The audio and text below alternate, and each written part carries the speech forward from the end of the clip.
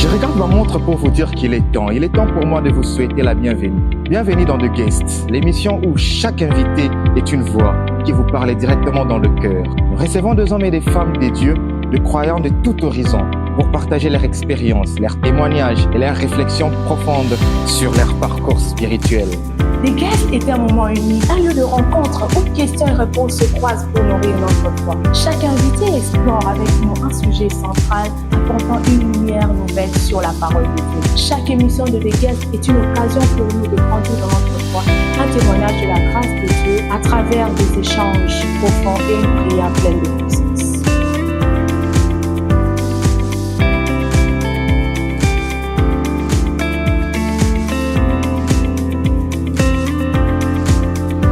Rejoignez-nous à chaque nouvelle émission pour un voyage spirituel et unique. Laissez The Guest vous guider dans la prière, la méditation et la réflexion. Que Dieu vous bénisse. Voici les jours que l'Éternel a fait. Je dirais même voici le mois que l'Éternel a fait. C'est le mois de mars, le mois consacré et dédié même aux femmes. Aujourd'hui, nous avons un privilège de recevoir l'une de leurs. Mwasi Nzoto, c'est comme on dit chez nous, mais avec le temps, on a remarqué que Mwasi Nzoto ne suffit pas. Mwasi Ndebongo. Cela veut dire juste, avant on exposait la beauté et la silhouette de la femme, mais aujourd'hui, c'est son cerveau. La femme aujourd'hui influence par son travail, influence par l'évangile, influence par son domaine. Aujourd'hui, oui, pour ces premiers numéros du mois de mars, comme on vous avait promis, nous avons reçu Maman Blanchine Mazanga, que je dis bonjour maman. Bonjour. C'est un privilège pour nous de vous recevoir pour ce premier numéro du mois de mars. Je ne suis pas seul, bien évidemment. Je suis avec Sarah Imba que j'ai dit bonjour. Bonjour à tous. Merci de nous suivre, d'être nombreux à nous suivre. Vos suggestions, vos remarques et tout ce que vous êtes en train de dire sur nous nous viennent. Vos encouragements surtout. Nous sommes très heureux de vous savoir très nombreux devant vos postes téléviseurs, vos téléphones à nous suivre. Aujourd'hui, tel que le cordon l'a dit, nous ne sommes pas seuls, nous sommes avec Maman Blanchine. Elle a plusieurs casquettes. Elle est d'abord enfant de Dieu, servante de Dieu. Elle est prédicatrice de la parole de Dieu. Elle sert Dieu à l'église évangélique Elim. Conférencière, motivatrice. Elle est aussi dans le domaine du séculier, dans une mission diplomatique. Elle dirige un ministère des camps des précieuses et aussi elle est entrepreneur à la tête de l'entreprise Source Créative. J'espère que j'ai tout dit. Tout est là, oui. Il ne manque pas quelque chose. Il manque quelque chose. Professeur à l'université aussi. Wow. Ok. Ça va un peu d'histoire. Blanchine, moi, j'aimerais vraiment aller droit au but. Comment on fait pour avoir toutes ces casquettes? En fait, je pense que les casquettes se construisent ou elles s'ajoutent les unes après les autres, dépendamment qu'on apprend à se découvrir au fur et à mesure des saisons de sa vie et à aller chercher, en fait, à acquérir de nouvelles compétences. Parce qu'au départ, je le disais encore il y a quelques jours dans un coaching de groupe que j'animais avec les femmes d'une banque de la place et je pose toujours cette question quand je fais de la motivation, quand je parle en tant que conférencière. Est-ce que vous pouvez imaginer que la femme qui est devant vous, c'était une femme qui était timide, maladive et les gens disent non. Donc, c'est en fait un processus qui a commencé avec ma conversion. Et je reconnais toujours que si je n'avais pas rencontré Dieu, je ne serais pas avec vous dans cette émission parce qu'il n'y aurait rien, et alors personne ne connaîtrait Blanchine et Blanchine Mazanga n'aurait rien fait de significatif dans sa vie. Mais ma rencontre avec Dieu a fait basculer en fait ma vie totalement.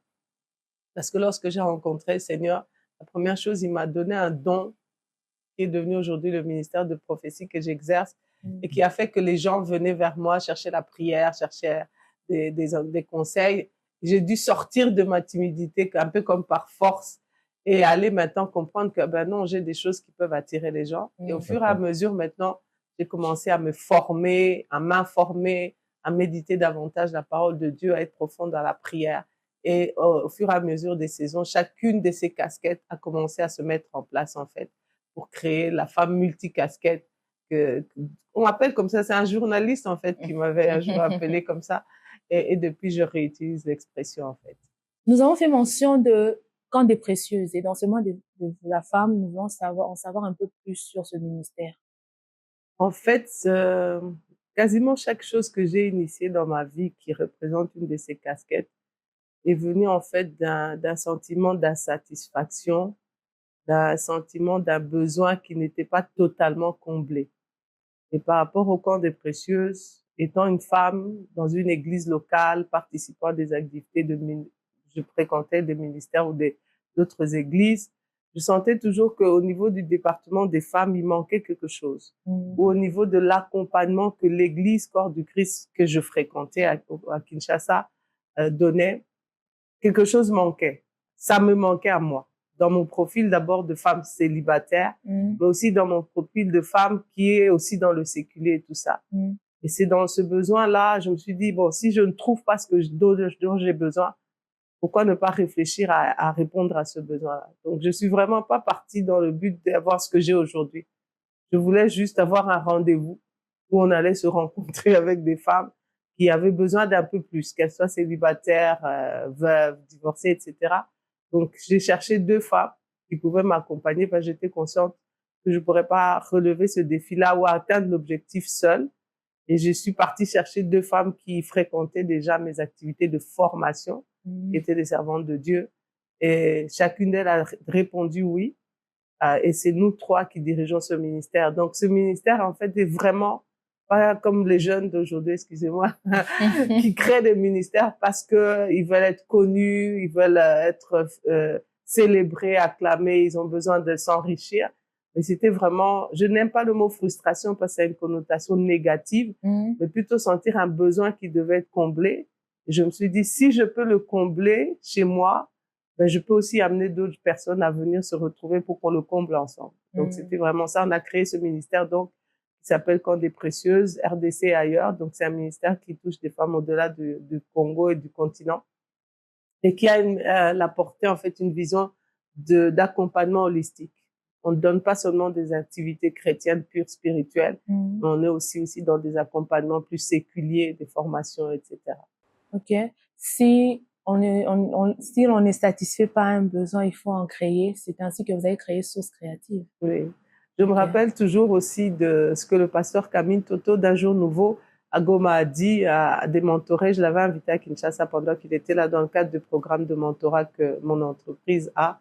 Et il avait dit cette phrase qui m'a toujours touchée et je me suis dit, je comprends en fait ce que j'ai fait. Il a dit, le problème que tu vois est la mission que tu dois.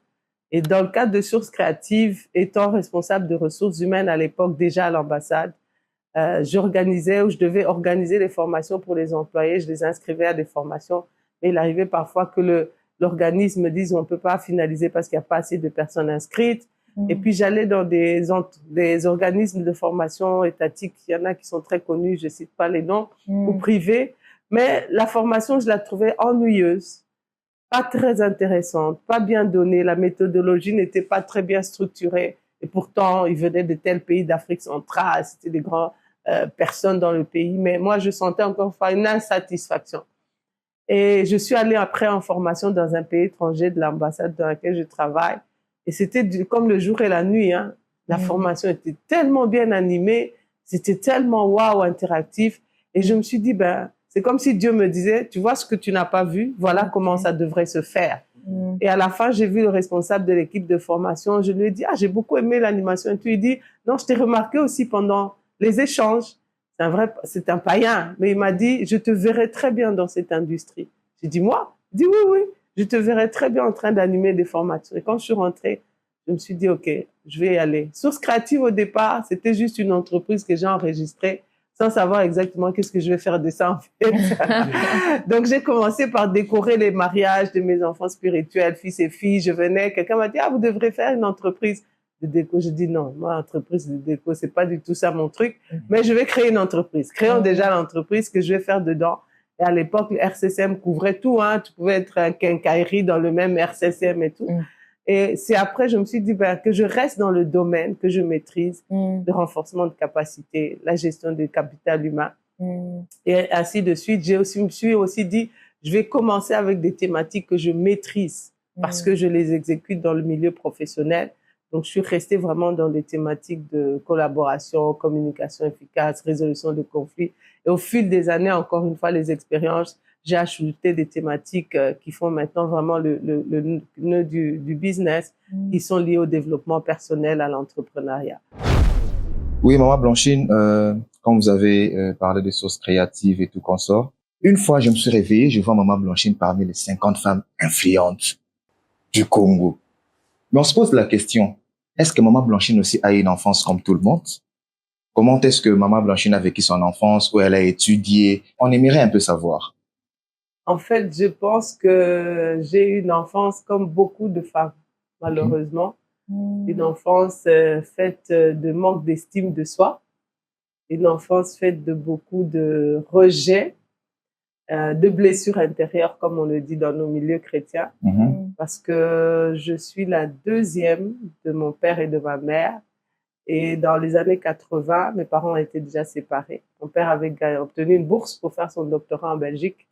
Alors, on est parti. Normalement, je ne vais pas trop rentrer dans les détails de famille, mais on s'est retrouvés, au lieu de partir avec notre mère et ma grande sœur, moi, ma petite sœur, on s'est retrouvés voyageant avec je n'aime pas le mot marade parce que c'est pas trop positif, ma belle-mère, ma grande sœur, moi et son petit garçon, mon demi-frère. Donc, il y a eu un changement de dernière minute là.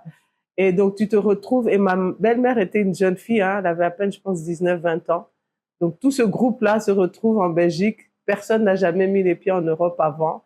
Tu as entre les mains d'une femme qui elle-même se découvre comme une mère dans un nouveau pays, à vivre maintenant avec deux grands-enfants, pas deux grands-enfants, mais deux enfants additionnels, elle-même déboulonnée déjà, dépassée par le milieu.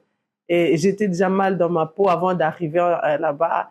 Donc, tout ça, ça a compliqué les choses et j'ai grandi. Mon enfance en Europe n'était pas vraiment une enfance heureuse. Si vous regardez mes photos d'enfants, j'ai toujours de la morve dans le nez et j'ai toujours les yeux d'un chien battu, là, comme si j'étais malheureuse parce que notre marade, je ne la condamne pas, elle ne savait pas bien. Elle n'a pas pu nous gérer. Elle n'a pas pu être pour nous une mère comme elle aurait dû peut-être l'être pour nous permettre de grandir un peu plus heureux. Et mon père n'était pas très présent non plus. Donc, j'ai grandi avec ces blessures, mauvaise estime, même pas manque, une très mauvaise estime. J'aimais pas mon corps. Je racontais dernièrement aux jeunes filles d'une paroisse chrétienne que je me coupais, je me rappelle, je me coupais. Et ça, c'est quelque chose qui arrive à beaucoup de jeunes aujourd'hui. C'était pas vraiment jusqu'au sang, mais je me coupais avec une lame de rasoir, juste pour pas être à la piscine. Parce que je voulais pas me retrouver en maillot et nager. Donc, ce sont des images qui représentent un peu ce qui se passait.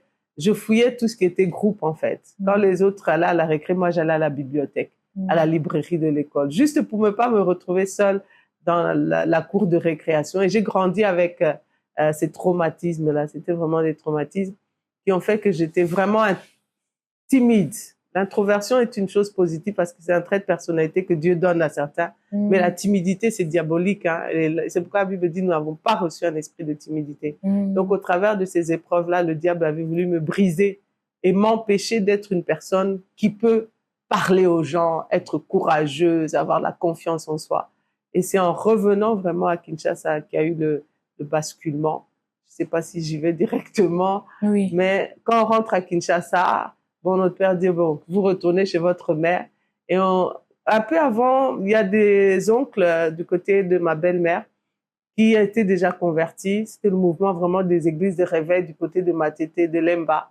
Et il y avait un oncle qui est venu nous parler de Jésus. On était catholiques à la période. Les histoires de Dieu, ça ne nous intéressait pas du tout. Et on l'a écouté, mais on n'était pas intéressés. Une autre tante du côté paternel fréquentait déjà CIFMC, elle est venue encore aussi nous prêcher, pas intéressée. Et ma conversion, c'est pas une rencontre comme d'autres qui ont eu une apparition brutale, j'ai décidé d'abandonner le monde, non. J'étais un vendredi de Pâques au culte catholique de la Pâques. Et ce jour-là, moi et tous les jeunes qui étaient assis ont dérangé le culte grave. Donc, c'était vraiment du dérangement. Je sais même pas pourquoi on dérangeait le culte. Mais à un moment, pendant que le prêtre faisait l'homélie, j'entends une voix. Aujourd'hui, je connais cette voix qui m'a pas dit « repens-toi ». Elle m'a juste dit « c'est la dernière fois que tu mets les pieds dans cette église ». Ok. Je sens, la voix redevient, 3 fois elle répète « c'est la dernière fois que tu mets les pieds dans cette église ». Je rentre, j'explique à ma grande sœur. Elle me dit « ah, ok, mais c'est quoi ça ?» On se souvient de l'oncle et de la tante. On les appelle, on les dit « non, ça c'est Dieu qui t'a parlé. Dieu veut plus que vous alliez à l'église catholique ». Et on a coupé On n'allait plus sans savoir, ben maintenant on va où alors? On prie qui, en fait? Et ils nous ont demandé, ok, venez, on nous a présenté une église de réveil à Matete. C'est là vraiment qu'on a appris à reconnaître c'était Dieu. Et c'est la rencontre avec Dieu qui va être la bascule avec moi, où le Seigneur me commence à me parler personnellement. Il ne me dit pas que tu seras une grande dame. Ça, c'est vraiment une phrase qui est venue de mon père spirituel. J'étais déjà dans la foi. Un jour, il m'invite dans son bureau et me dit, et j'étais toujours timide, chrétienne, j'étais très active déjà à la jeunesse des Limes, mais il y avait toujours un peu ce froid-là, être renfermé, parce que les blessures, elles étaient là, bien que tu grandissais, tu avais des responsabilités, comme je dis à l'église. Mais il me dit une phrase, une fois, il dit, ça va, grande dame? J'ai dit, grande dame, moi? Il me dit, oui. Dieu m'a dit, ta fille, là, ce sera une grande dame. J'ai dit, ok, merci, mais ce sera pas moi. Je sais pas dans quel sens il a vu ça. Et malheureusement, il est mort sans vraiment voir le total déploiement de cette prophétie-là. Et c'est, ok, d'accord, si Dieu dit ça. Et puis, le fait qu'à l'église, on me donnait des opportunités d'exhorter les jeunes viennent te chercher pour de l'encadrement, tu grandis dans la carrière, donc tu es maintenant responsable d'équipe, etc. Je travaillais avec des hommes patrons très compliqués. Et plusieurs fois, on m'avait dit, on te donne pas 3 mois à être à côté de ce monsieur. Et j'étais là après 1 année, 2 ans. Et ça m'a permis de gagner de la confiance en soi. Donc, il y avait cet alignement où tu progresses en carrière par la grâce de Dieu toujours, parce que j'ai toujours recommandé ma carrière à la main de Dieu. Et tu progresses aussi dans la vie spirituelle. On commence à t'inviter. Et maintenant, les blessures, Dieu les a guéries par cette relation personnelle que j'ai vraiment avec le Seigneur et qui fait que même aujourd'hui, à mon âge célibataire, mais je suis vraiment équilibrée, en paix avec moi-même parce que je connais l'amour de Dieu. Donc moi, c'est l'amour de Dieu en tant que père, parce que mon père biologique n'a pas comblé cette place-là. Mais moi, vraiment, quand on dit que Dieu peut t'aimer, pas remplacer ton père, mais donner un amour que ton père t'a pas donné, c'est une réalité. Et c'est ça qui m'a guérie et qui fait qu'aujourd'hui, je peux être considérée comme une influenceuse ou un modèle pour la génération. Vous avez fait mention de l'église évangélique Elim. Ça fait plusieurs années que vous êtes à Elim, vous servez même Dieu, vous avez dit que vous êtes servant de Dieu. Mais comment se passe au fait votre venue à l'église Elim? Qu'est-ce qui vous a motivé à y rester jusqu'à aujourd'hui? La première fois qu'on entend parler de l'église, c'est comme j'ai dit, on revient de l'Europe. À un moment, on est avec mon père et ma marade, mais des problèmes financiers, mon père perd son emploi. Et ben maintenant, la famille doit se disperser.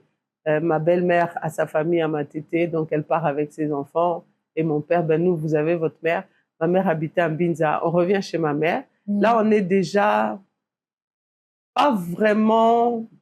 On est chrétien déjà, enraciné parce que j'ai été baptisée dans mon église à Matete. Donc, en venant ici maintenant, on sait qu'on doit bien choisir l'église.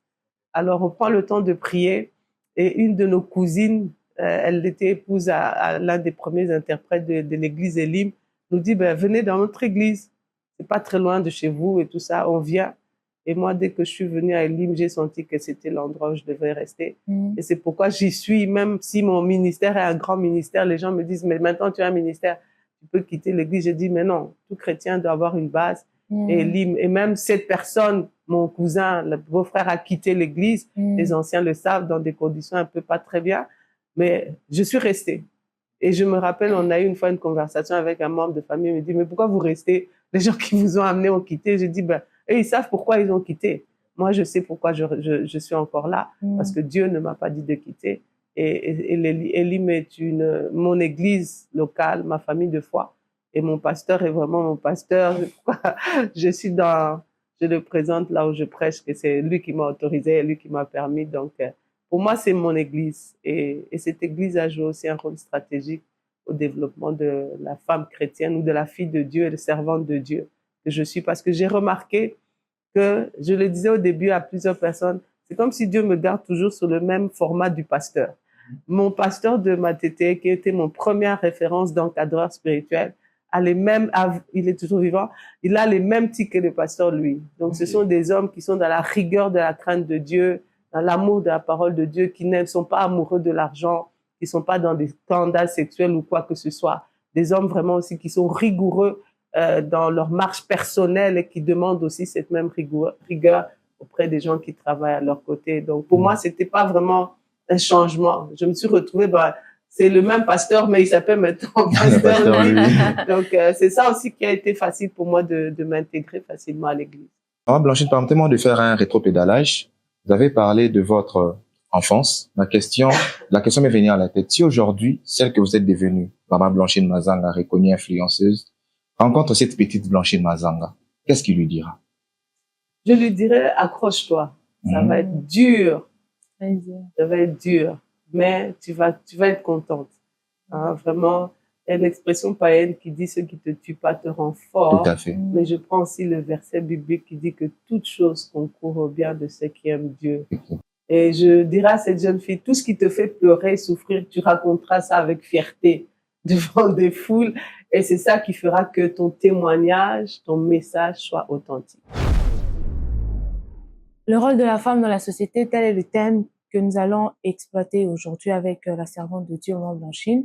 Alors, nous voulons d'emblée vous poser vraiment cette question. Pensez-vous vraiment que la femme a un rôle majeur à jouer dans cette société? Oui, totalement, parce que si on va pas d'abord entrer dans tout ce qui est séculier, si la femme n'avait pas un rôle majeur à jouer dans l'histoire de l'humanité, Dieu ne l'aurait pas créée pour qu'elle soit à côté de Adam. Donc, c'est pas seulement dans une dynamique mari et femme, mais dans une dynamique homme et femme, où il fallait la présence de ce genre féminin à côté de ce genre masculin pour que l'œuvre de Dieu soit au complet. Hein, donc, et c'est comme ça qu'on regarde le nom qu'on a donné à cette femme. Ce n'est pas seulement un nom qui l'attache à un mari, mais c'est un nom d'abord qui la connecte à Dieu. Ezer Negedo, et c'était ça même le départ de notre ministère, Camp des Précieuses.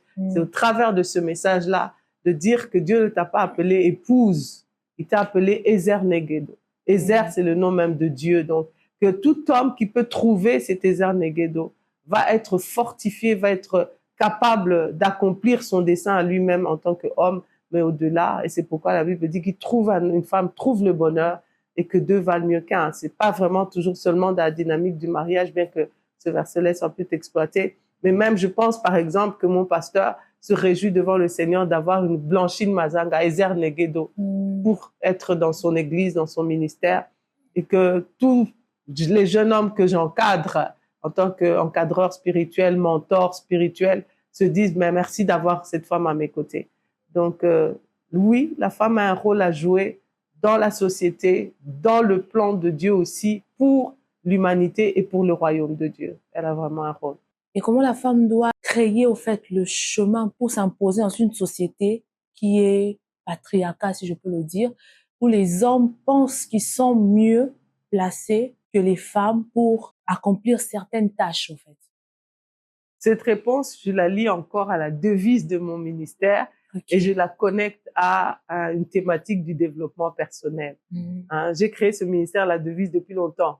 Mais quand j'ai commencé maintenant à entrer en profondeur, à suivre des formations sur le développement personnel, je me suis dit, Dieu était plus intelligent que tout ça et que ce sont les hommes qui sont venus en fait ramasser ce que Dieu avait déjà mis comme information et comme connaissance. Parce que la devise de mon ministère, c'est fille de Dieu, mon identité, ma force, ma destinée. Donc, pour répondre à la question de Sarah, comment elle peut se créer un chemin où y arriver, la première chose, c'est qu'elle doit se connaître dans son identité de fille de Dieu. Parce que le développement personnel dit que tu ne peux rien faire si tu n'as pas une connaissance de qui tu es. Et on le voit, la première question que Jésus pose aux gens avant de se lancer dans le ministère, qu'est-ce que les gens disent de moi? C'est pas parce qu'il voulait qu'on lui donne, on lui explique qui il était, ce qu'il devait faire, mais il voulait être sûr que les gens comprennent qui il était. Parce que notre identité définit ce que nous sommes appelés à faire et ce que nous sommes pas appelés à faire. Beaucoup de femmes aujourd'hui se battent dans le ministère et créent du n'importe quoi, elles prêchent du n'importe quoi, et c'est pourquoi les hommes se disent les femmes ne devraient pas prêcher. Exactement. Parce qu'elles ne sont pas appelées au ministère. Mais parce qu'elle est l'épouse d'un pasteur, parce qu'elle ne connaît que la vie de l'église, elle se cherche. On voit beaucoup de personnes aujourd'hui, encore une fois, je vais pas citer des noms, qui sont des chantres, mais les cantiques, c'est du n'importe quoi, qui s'improvisent prophétesses, etc. Donc, dès qu'une femme prend le temps, la lumière de la parole de Dieu, et sous l'encadrement aussi d'hommes et de femmes spirituels qui ont compris le rôle de la femme, de se connaître, elle cherche à se découvrir, et c'est alors qu'elle va comprendre qu'elle a une force en étant fille de Dieu. Hein, je l'ai dit sur ma publication WhatsApp aujourd'hui que Mon 8 mars à moi a commencé le jour où Jésus s'est écrié, tout est accompli. Parce que tout mon possible est là. Merci aux gens qui se sont battus pour les droits de la femme. On est très reconnaissants. D'ailleurs, parmi eux, il y a des chrétiens. Mais j'étais libre dès le moment où Jésus a dit que il n'y a plus, ou Paul même le répète encore, il n'y a maintenant ni homme ni femme. Parce que nous sommes tous un. La Bible dit que moi, Blanchine, à côté de tous les frères, sœurs, nous sommes héritiers avec Dieu et co-héritiers avec le Seigneur. Ouais. Donc, comment je trace le chemin? Comment une femme, fille de Dieu, peut tracer son chemin, se déployer? Prends le temps d'abord de comprendre qui tu es. Quand Jésus, Dieu t'a créé femme, qu'est-ce qu'il a vu dans ça? Parce que dans ça, il y a du potentiel. Et après, identifie ce que ce potentiel peut faire et reste dans ce que les Quinois appellent ton couloir. Moi, je ne m'en écarte pas parce que maintenant, je suis on m'entend parler à gauche et à droite, je touche parfois de la politique et les gens me disent, mais tu devrais, on me sollicite. Je dis non, moi, je suis pas une femme politique. Je suis une femme citoyenne engagée. Dieu ne m'a pas appelée à occuper un poste ministériel ou un poste gouvernemental en tant que tel. Je connais les limites de mon appel et je suis en paix avec ça. On me dit de faire une église. Je dis non, Dieu ne m'a pas demandé de faire une église. Les limites de mon appel dans le ministère, c'est le ministère.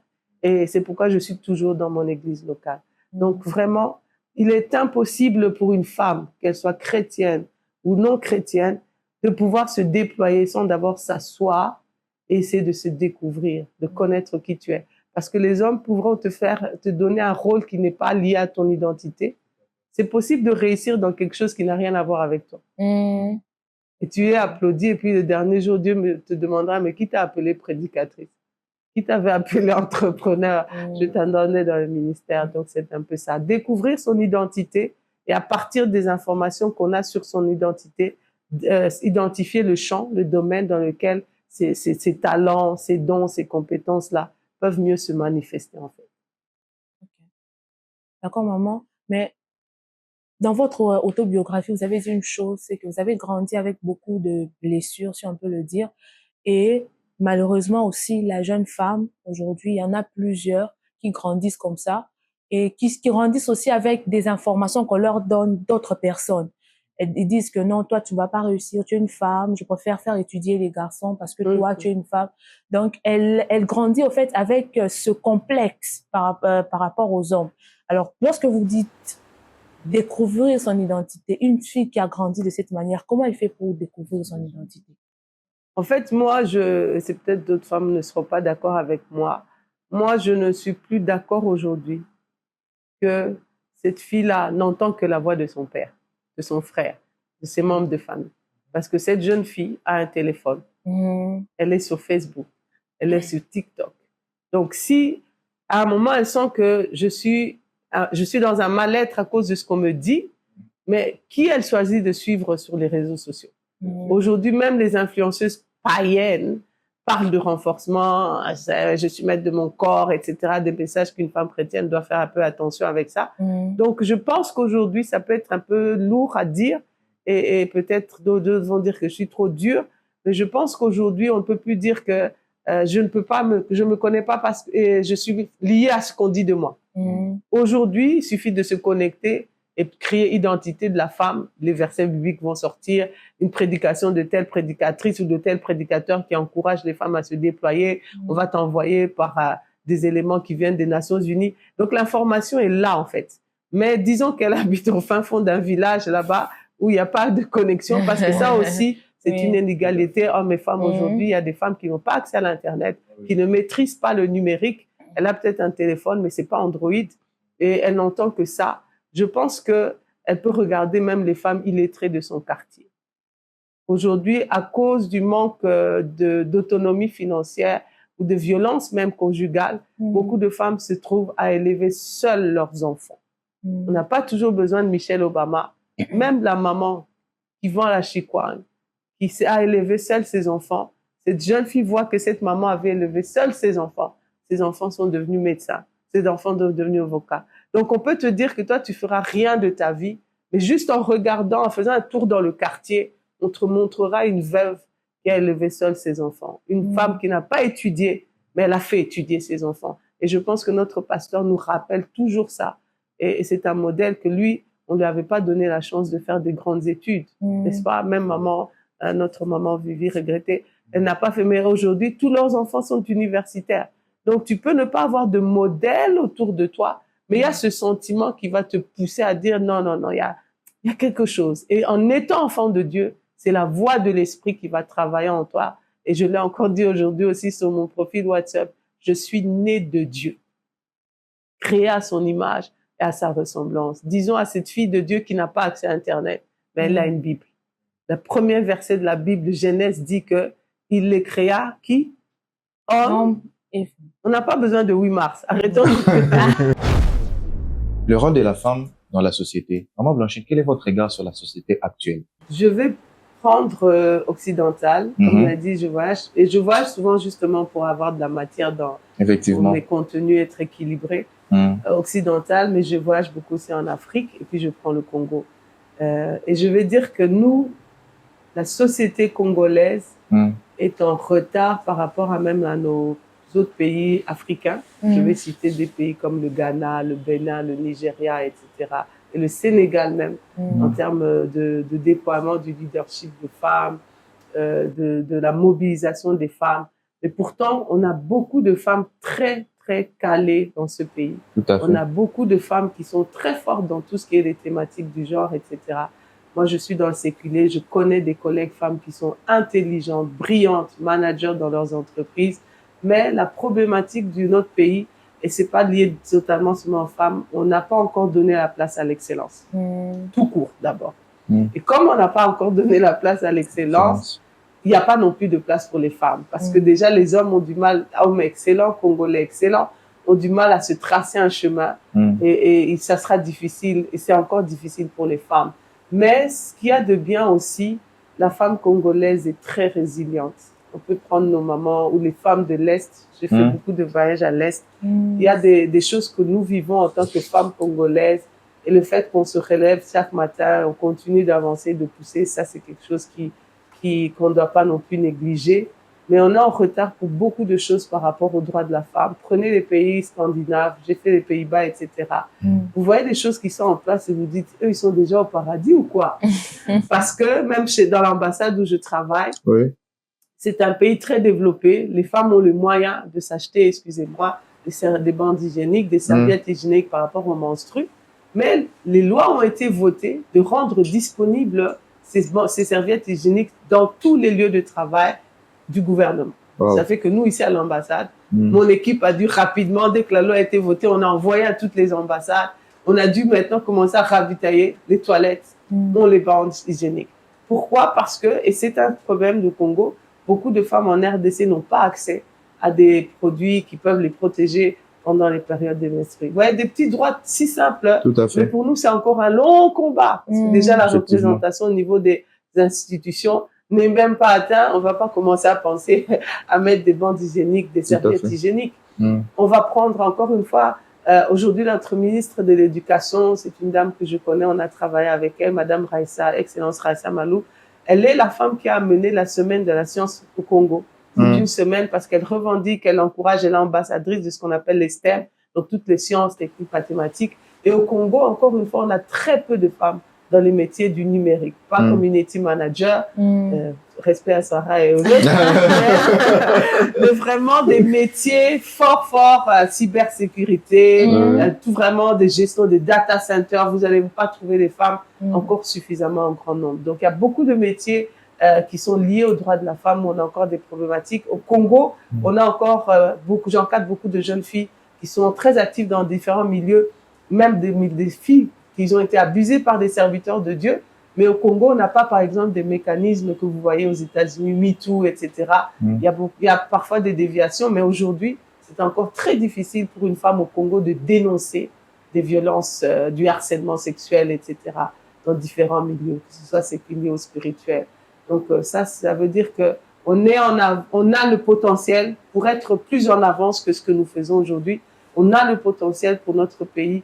Il y a des hommes qui soutiennent des femmes dans ce pays. Donc on a le potentiel pour être un pays leader en termes de droits de la femme au Congo, en Afrique. Mais malheureusement, il y a encore beaucoup de choses à faire. Vous aviez dit lors de votre pitch avant qu'on peut réussir dans un domaine qui n'est pas le nôtre. Maintenant, la question que je vous pose, quel est le danger au fait de réussir? Tu vois que tu es en train de réussir, mais ce n'est pas le domaine dans lequel tu es appelé. Le premier danger d'abord pour un enfant de Dieu, c'est de ne pas recevoir ta couronne. Parce que Dieu ne va pas récompenser notre avatar. Il ne va pas récompenser le toi photoshopé. Hein. Il sait ce qu'il a dit de toi parce il nous connaît, femme comme homme, mais je prends la femme avant même que nous soyons formés dans le sein de notre mère. Tu pourras être une femme prophétesse alors que ce don-là, ce n'est pas Dieu qui te l'a donné. Donc, le risque de réussir, c'est d'être applaudi sur la terre et d'être rejeté. Les femmes chrétiennes célibataires pensent qu'elles ont raté leur vie, même si elles s'accomplissent dans notre domaine parce qu'elles ne trouvent pas encore l'occasion ou soit l'homme qui voudra les épouser. Alors, ça crée des frustrations dans leur cœur. Elles pensent qu'elles ont un manque dans leur vie. Et comment ces femmes doivent se comporter? Parce qu'elles pensent qu'elles ont raté leur vie et pourtant, il y a d'autres accomplissements qu'elles ont déjà fait dans leur vie. Là, je vais utiliser un mot pour dire qu'on ne va pas réajuster la Bible, mais l'Église doit réajuster le message. La façon dont nous enseignons la parole de Dieu par rapport à ce qui fait qu'un homme ou une femme est complet. On doit dire la vérité. Ce qui rend un homme et une femme complets, c'est sa relation avec Jésus. Dès que nous avons rencontré, c'est lui qui fait de nous des êtres entiers. D'accord? Mais le mariage est une bénédiction. Et ce message aussi, on doit le ramener à l'Église. Parce qu'il n'y a pas que les célibataires qui sont touchés aujourd'hui. Même des chrétiens mariés ne croient plus au mariage parce que le taux de divorce le justifie. Mais par rapport à la femme célibataire chrétienne, et je bénis Dieu, des fois tu te dis, ah Seigneur, donc tu m'as pris moi comme échantillon pour être l'exemple que tu vas utiliser pour bénir des gens. Je suis toujours très contente quand des jeunes femmes célibataires viennent me dire, Maman Blanchine, je ne sais pas combien tu as béni ma vie. Parce que de te voir, toi, une femme célibataire, mais si épanouie, qui te réalise et tu es ancrée dans ta foi, je me disais que c'était pas possible. Parce que tout autour de nous, nos seuls modèles étaient des mamans pasteurs, des femmes mariées. On n'avait pas de modèle de femme célibataire qui n'était pas en train de se pleurer chaque jour parce qu'elle n'est pas mariée. Mais Dieu nous montre au travers de toi qu'il est possible d'être une femme célibataire qui croit au mariage, qui prie pour le mariage, mais qui ne s'arrête pas de vivre parce qu'elle n'est pas encore mariée. Donc, le conseil que je peux donner autant à l'Église qu'à ces jeunes filles célibataires, c'est de comprendre encore une fois que quand elles ont rencontré Jésus, qu'elles avancent. Si le mariage fait partie de leur portion, tout ce qu'elles vont devenir dans le célibat fera d'elles des femmes, les femmes qu'il faut pour ces hommes-là. Si tu t'arrêtes de grandir, de te construire, tu n'es pas une bénédiction pour ton Église. Parce que tu es une femme donc qui est toujours en train de rabâcher, je suis célibataire. Toutes tes prières, c'est Seigneur, donne-moi un mari. Tu n'as pas le temps de prier, bénis mon pasteur, bénis mon Église, donne-moi de réussir au travail pour que ma dîme, mes offrandes servent l'Église. Tu n'es que mariage, mariage. Mais quand tu es épanoui, mais en entretenant ce soupir et ce désir du mariage, tu vas être utile à Dieu dans le célibat. Et tu vas te construire, t'épanouir dans le célibat pour que l'homme qui va venir t'épouser te trouve en tant qu'une femme épanouie et complète. Il n'aura pas un travail de guérison à faire sur toi parce que tu seras déjà épanouie. Donc, on doit corriger nos prédications dans l'Église parce que et même la manière dont on appelle les gens dans l'Église pour prier pour le mariage. Les femmes célibataires, levez-vous. Hein, c'est pas des appels qui sont encourageants. Des fois même, c'est comme si on te stigmatise dans cet appel-là. Hein, moi, j'ai eu un temps de prière avec les célibataires de notre ministère. Je leur ai dit, où sont les célibataires ici qui sont fatigués du célibat? Elles me regardaient un peu inquiètes. J'ai levé la main. J'ai dit, même moi là, je lève ma main parce que je suis fatiguée du célibat. J'ai dit à Dieu, je suis fatiguée. Et je le disais en souriant. Elles étaient un peu étonnées. J'ai dit, ben non. Dire que tu es fatiguée du célibat, ça ne fait pas de toi une femme faible. Non, tu parles à ton père réellement avec sincérité. Il comprend ton besoin. Tu dis à Dieu, je suis fatiguée du célibat, mais je suis heureuse d'être en toi, de travailler, de servir Dieu, etc. Donc, on doit vraiment dire à nos femmes célibataires que sois heureuse.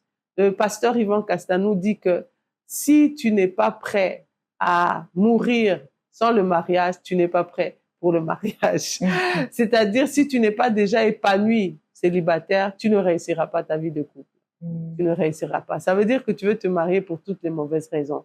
Et Dieu n'a jamais dit à quelqu'un, attends, avant de faire ça. Je me rappelle au début, des femmes mariées, servantes de Dieu me disaient, Dieu ne peut pas t'utiliser tant que tu n'es pas mariée. Tu peux pas réussir dans le ministère. Et des servantes de Dieu que je respecte, certaines même, une maman de l'église qui a quitté depuis longtemps, c'est un couple qui a quitté, Sarah peut savoir de qui je parle. Il m'avait dit avec amour, c'était un conseil de Yaya. Non, tu sais, non, Dieu ne peut pas, tu vas toujours être là juste à l'église, mais le ministère, tu pourras pas réussir. Et c'est eux qui m'invitent parfois dans leurs églises pour être des modèles et édifier les femmes célibataires. Donc, je me suis dit, ah, ok, donc si Dieu veut bénir des personnes, il va dire, attends d'abord le mariage. Non, ça, c'est pas la formule de Dieu. C'est comme dire aux gens pauvres, ne servez pas Dieu tant que vous n'êtes pas riche. Non, chacun de nous doit servir Dieu dans sa condition, dans son état, et chercher à devenir, à grandir, à se déployer.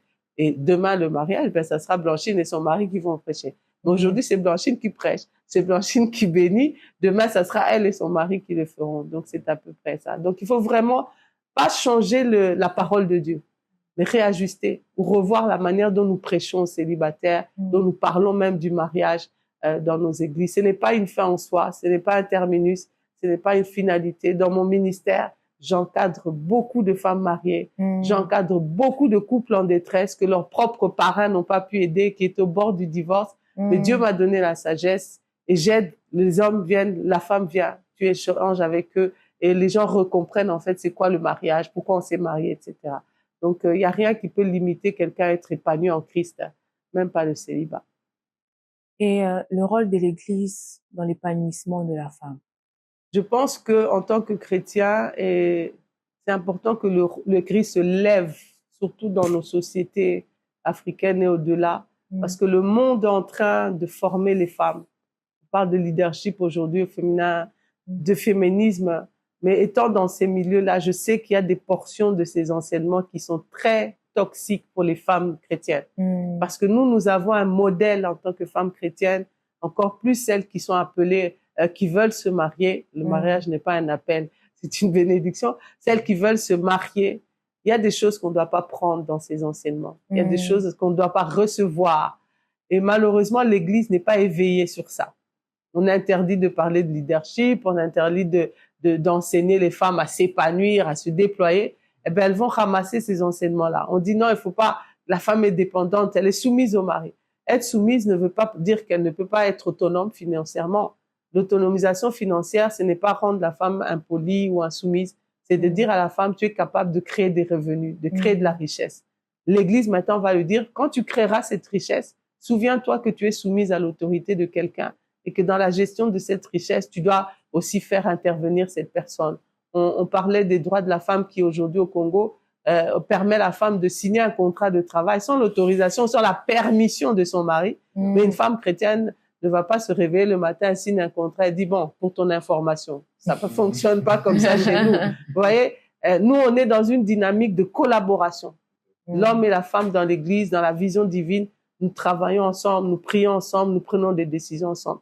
Donc, et le rôle, il est clair. Dieu a mis Dieu, c'est l'homme et la femme dans le mariage. Et le monde n'enseigne plus ça. Tout le monde est égal. Il n'y a pas de chef.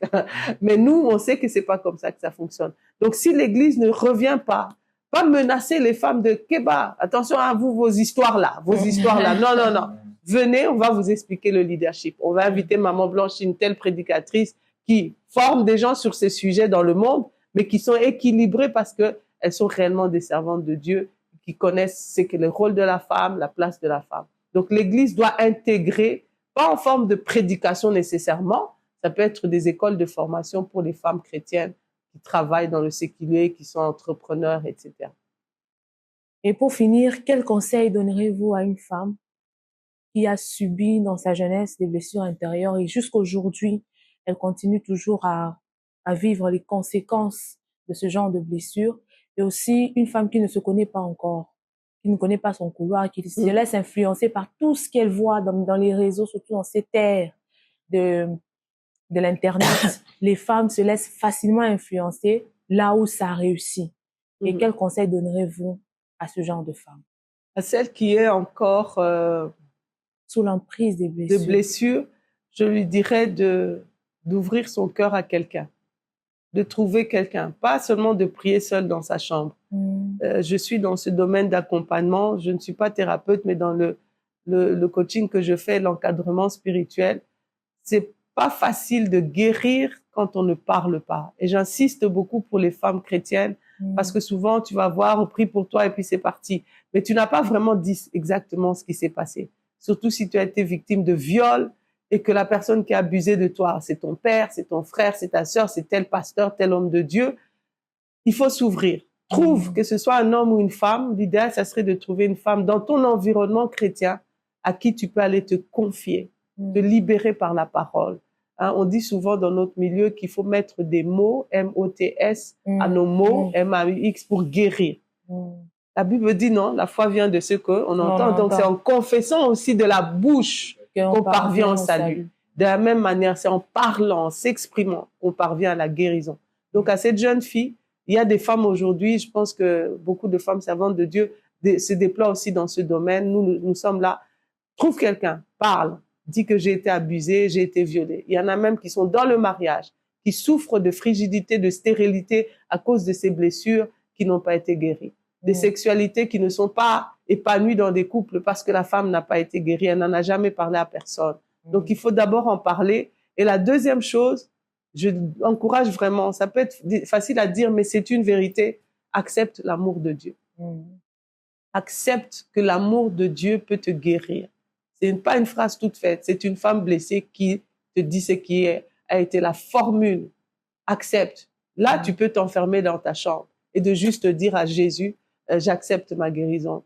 Pour la femme maintenant qui se déploie dans un couloir parce que telle influenceuse le fait, moi aussi je suis dedans, je dis, il faut faire attention. Encore une fois, je répète, la bénédiction de Dieu n'est pas sur les avatars, l'onction de Dieu n'est pas sur les avatars. Dieu ne bénit que ceux qu'il a créés, ceux qu'il a appelés. La Bible dit ceux qu'il les a appelés, il les a aussi glorifiés. Donc si tu te lances sur les routes de Dubaï et de Turquie pour être commerçante, parce que tout le monde l'est, la bénédiction de Dieu ne sera pas sur tes affaires, parce qu'il ne te voit pas dans ça. Si tu te lances dans une carrière de chanteuse où tu veux, moi je veux pas être servante de Dieu parce que c'est pas fashion, je dois travailler. Dieu ne t'attend pas dans un bureau, il t'attend dans le ministère. Sa bénédiction ne t'accompagnera pas.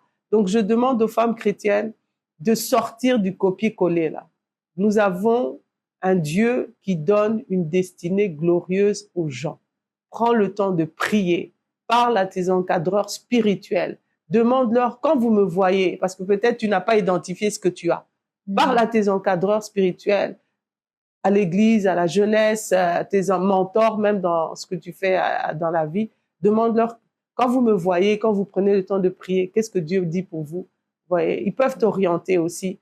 Et si tu fais quelque chose et que tu as un sentiment de mal-être, ça veut dire que tu n'es pas là où Dieu t'attend. Hein? Et vraiment, évitons les filles de Dieu de copier des modèles païens. Évitons. Surtout dans des schémas qui t'amènent dans la pudicité, qui t'amènent dans la convoitise, qui t'amènent dans l'orgueil, dans la soumission, que ce soit à ton mari ou aux autorités spirituelles. Il faut refuser ces modèles-là parce que ce ne sont pas des bonnes références. D'accord, maman. Nous voulons aussi que vous puissiez prier. À chaque numéro des guests, nous recevons généralement des servantes, des serviteurs de Dieu, parce que nous croyons vraiment qu'à la fin, votre prière peut atteindre les personnes qui nous suivent. Alors, nous soulevons des cas de figure, comme aujourd'hui soulevé, les femmes qui souffrent des blessures intérieures et celles aussi qui veulent découvrir leurs identités. Vous pouvez adresser une prière à leur intention. D'accord. Nous prions au nom de Jésus. Amen. Éternel, je prie, Seigneur, en ce jour pour toutes tes filles, jeunes filles, femmes, mères, peut-être même d'autres qui sont déjà devenues grand-mères, mais des blessures n'ont jamais été guéries et leur destinée a ainsi été étouffée. Leur lumière est étouffée. Elles n'ont pas pu se déployer ou elles ne peuvent pas encore se déployer à cause de ces blessures au travers desquelles le diable continue de leur faire entendre sa voix pour leur dire qu'elles sont incapables, qu'elles ne peuvent pas être des vases d'honneur, des vases d'usage utile entre tes mains. En ce jour éternel, nous prions, car à la croix, Seigneur, tu es mort nu, tu as été brisé, tu as été humilié pour que ta fille, en cette prière, oh Dieu, reçoive sa guérison, reçoive sa délivrance aussi, là où ses blessures ont donné des portes d'accès à des démons, à des esprits de mari de nuit, à des esprits même de lesbianisme, à des esprits d'orgueil, à des esprits qui retirent la soumission à une femme qui est mariée. Je prie, Seigneur, pour la guérison, là où la guérison doit être le partage de quelqu'un, pour la délivrance où une femme doit être délivrée, Seigneur, que cela soit leur partage. Comme nous l'avons dit, je prie qu'une femme, au travers de cette courte prière, accepte ton amour. Tu as dit dans ta parole, je t'aime d'un amour éternel et c'est pourquoi je te conserve ma bonté. Seigneur, tu aimes. La Bible est claire, tu as tant aimé le monde. Et dans ce monde que tu as aimé, il y a aussi cette fille qui suit cette prière en ce jour. Il y a cette maman qui suit cette émission, qui regarde son mari qui ne l'a jamais aimé, qui ne lui a jamais dit je t'aime, malgré qu'elle a fait des enfants.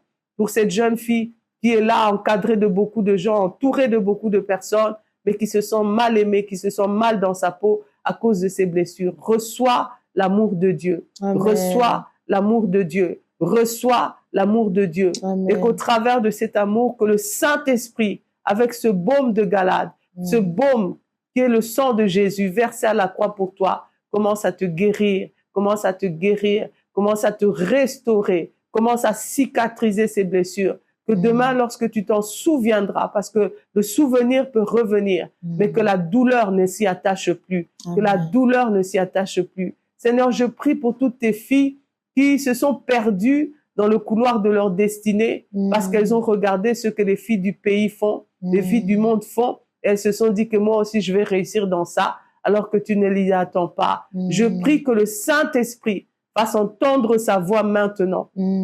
La Bible dit, tu m'invoqueras et je te répondrai. Seigneur, que ta voix retentisse et éclaire chacune, pour celles qui doivent revenir en arrière, pour celles qui doivent se retirer, sortir d'activités dans lesquelles tu ne les attends pas, pour celles qui se demandent ce que je dois faire, que la voix, comme la Bible dit, tu entendras derrière toi une voix qui te dit, voici le chemin. Qu'elles entendent cette voix qui lui dit, voici ce dans quoi tu dois te déployer. Que ce soit la voix de son pasteur, d'un prédicateur invité dans son église, d'une émission qu'elle suit sur les réseaux sociaux, éternel Dieu, qu'elle entend de ta voix qui te dit, voilà ce à quoi je t'ai appelé. Voilà ce dans quoi je vais te bénir. Voilà le projet de paix et non de malheur que j'ai pour toi et dans lequel je vais te déployer. Que la voix soit claire. Précieux Saint-Esprit, précieux Saint-Esprit, tu as un esprit de connaissance, un esprit de révélation, un esprit de sagesse et de discernement. Que à travers de cette émission, que quelqu'un dit que cette émission était prophétique pour moi. Amen. Parce que j'ai entendu clairement Dieu me dire d'arrêter ce que je suis en train de faire et d'attendre son signal. Que quelqu'un dise, j'ai entendu clairement Dieu me rassurer que je suis sur la bonne voie, même si je ne vois que des faibles résultats, même si ce n'est qu'un faible commencement. Mais j'entends au travers de cette émission une conviction du Saint-Esprit me dire, oh, continue, persévère, accroche-toi, parce que au bout du tunnel, tu verras ma gloire. Seigneur, merci parce que nous croyons que le Saint-Esprit fera au-delà des paroles de cette prière et que l'objectif de l'émission qui a été suscité par Dieu aujourd'hui, Seigneur, pour sauver une femme, pour ramener quelqu'un vers le Père, Seigneur, l'objectif sera atteint. C'est au nom de Jésus que nous avons ainsi prié et nous disons avec foi, merci Seigneur Jésus-Christ. Merci Seigneur Jésus. Amen. Amen. On a retracé son parcours, son portrait, elle a parlé d'elle, mais en ça, je me retourne encore chez vous, Maman Blanchine. On a parlé de votre portrait, vous avez retracé votre vie. C'est quoi votre plus grande fierté en tant que femme? Ma plus grande fierté, on va pas dire parce que c'est une émission chrétienne, oui. Mais ma plus grande fierté, c'est de m'être trouvée en Dieu. Amen. Vraiment, Amen. vraiment. Amen. Parce que je sais ce que j'aurais pu être si j'étais célibataire et païenne maintenant. Mais ma plus grande fierté est de m'être vraiment, parce qu'il y a des femmes qui se sont perdues dans les choses de Dieu. C'est pourquoi je le dis. Ma plus grande fierté, c'est de m'être vraiment trouvée dans le Seigneur, d'avoir rencontré le Dieu véritable qui me guide dans chacun de mes pas, qui me fortifie dans mes moments de tristesse, de solitude, qui m'encourage à persévérer quand tu as envie de tout lâcher. C'est vraiment de m'être trouvé, d'avoir trouvé mon identité, pas dans des modèles païens de femmes qui ont réussi, mais j'avais trouvé qui je suis dans un homme, si on va l'appeler masculin, dans un homme qui s'appelle Jésus. Donc, vraiment, moi, c'est ma plus grande fierté. Parlant d'homme, Maman Blanchine, à quand les camps des précieux? Mais c'est la question que Sarah nous a dit. Il n'y en aura pas parce que c'est pas la couleur de mon appel. Si j'entre dans ça, je me suis perdue, en fait. Vous avez été si nombreux à nous suivre. Pour ça, Maman Blanchine, en tout cas, nous sommes vraiment reconnaissants. Nous vous disons merci d'avoir consacré de votre temps pour répondre à notre invitation.